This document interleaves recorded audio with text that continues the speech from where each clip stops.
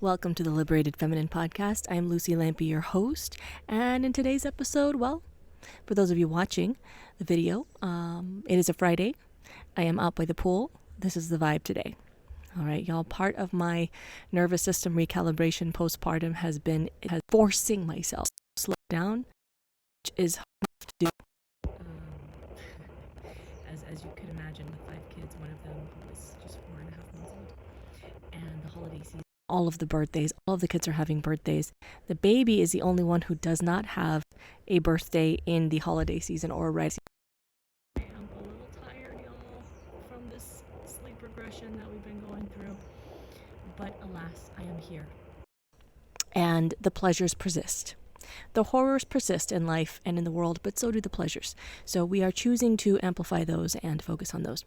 So now, let me check this baby monitor. How's she doing? She's still sleeping. This is wonderful. I got her in the sun for a good long stretch, and now she's asleep. So here I am with you now, taking a breather. And I've been thinking about how pleasure works. Pleasure from a place of danger and adrenaline, but deep, rippling, fulfilling, expansive, meet God through your pussy kind of pleasure. And how that depth of pleasure requires your absolute honesty. What do I mean by that? Honesty. Of course, there's a level of honesty of telling your partner, hey, this feels good, that doesn't feel good, not faking orgasms and not making, the, oh my God, this is the best sex ever, when it's just okay or it's actually not feeling pleasurable at all. That's one level. That's the surface level. We're just barely scratching the surface with that, honey. But I'm talking about a deeper honesty with yourself. Okay, yes, we're going there. We are going there, sis. All right. When you get brutally honest with yourself about what you actually want in your life, when you get honest with yourself about what is not working in your life, what you desire to shift into, what you are here to do and experience in this life, really honest, even when it's inconvenient, when it rocks the boat or ruffles some feathers or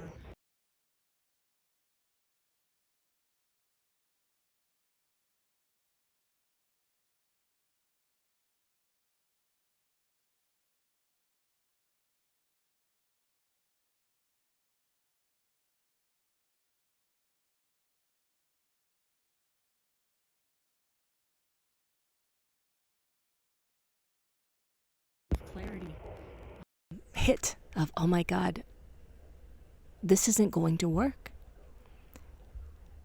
Either I am going to abandon myself, my heart, my integrity to accommodate what he is saying he needs, or vice versa.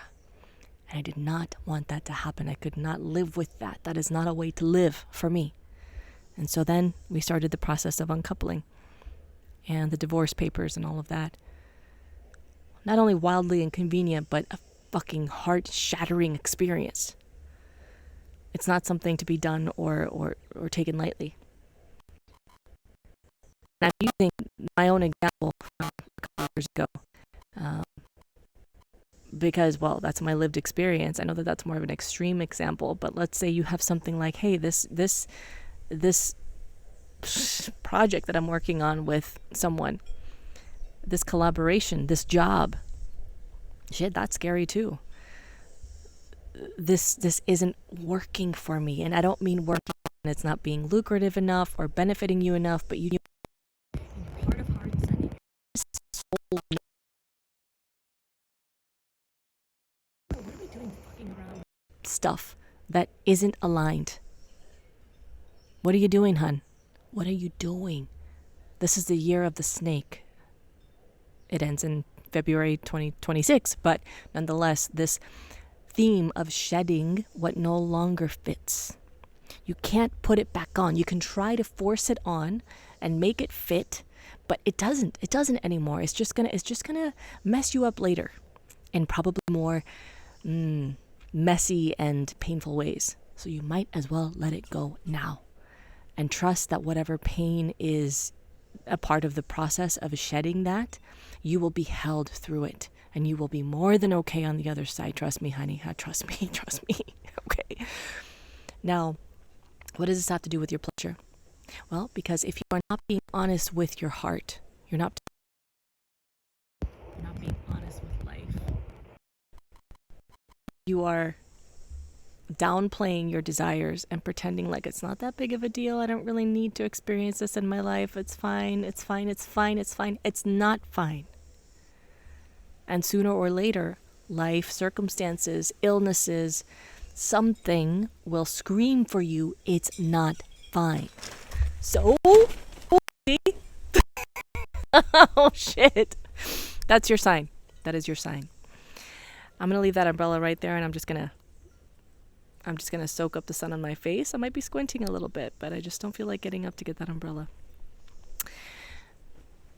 Now, when you are honest, with your pleasure, with your heart, this is where you might notice that maybe after you have not even a blow up, but just an honest, uncomfortable conversation with your partner, all of a sudden afterwards, it's like, oh, I feel more alive. And this is where the biggest, just the juiciest turn on lives, is in your absolute honesty. Now, this doesn't mean you have to be an insensitive bitch to people in your life. But what you might find to be that is actually just this very subdued, shut down, quieted, repressed part of you that just really wants to fucking say something. And if you give her the space with you to say that, I mean audibly using your voice, give her a space to verbalize the things that you have been too shy, timid, afraid to express. Just express them in front of yourself, maybe in front of a mirror, in your voice notes app, in a video that you just keep for yourself, whatever.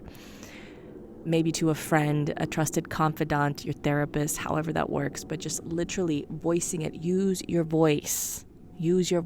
Activate that vagus nerve, hun. And this helps to signal your body physically, energetically, emotionally, in all the ways that it is safe. It's safe. I said that scary thing and I'm still okay.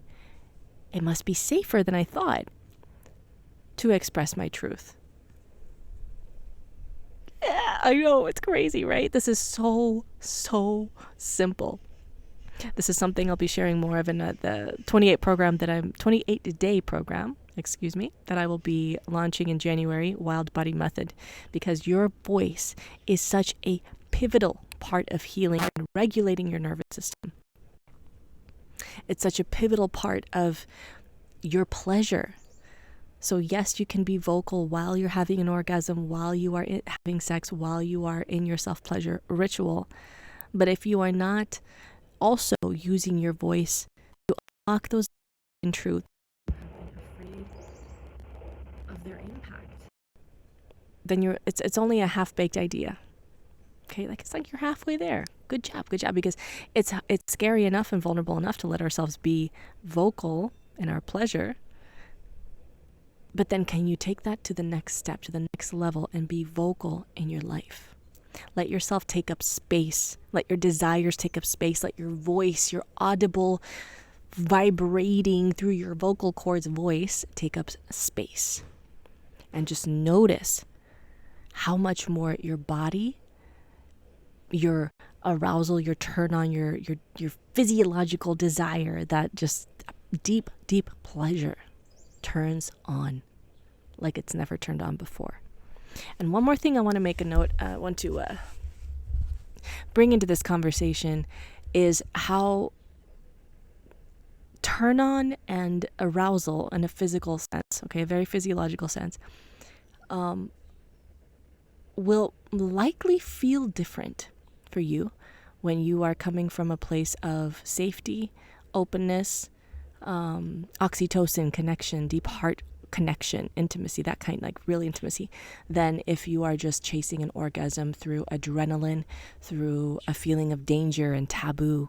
And not to make this wrong or lesser than, but they're just different. So if you are looking for your desire to look and feel the way that it did when you could only access it through adrenaline, for example, you might be completely missing what's actually present there now that you have done some more healing and are more connected to your heart and your spirit and your energy body.